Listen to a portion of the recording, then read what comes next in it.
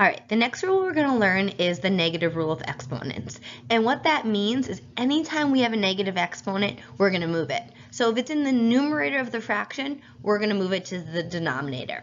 If it's in the denominator of the fraction, we're going to move it to the numerator. All right, so the first thing I like to do is separate all of my terms. This is technically 5 to the first power. This is x to the negative eighth. And this is h to the negative second. Now that I have them all separated, I can decide what I'm going to do with them.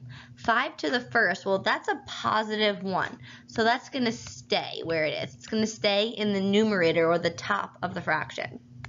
X to the negative eighth, well, that's a negative exponent. So I'm going to move it to the bottom.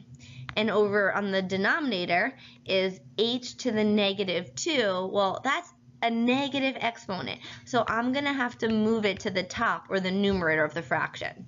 So I'm going to draw my fraction line. And again, I'm going to look at each piece. 5 to the first is positive, so it's going to stay just the way it is. I can write the 1 if I want, or I don't even need to write the 1.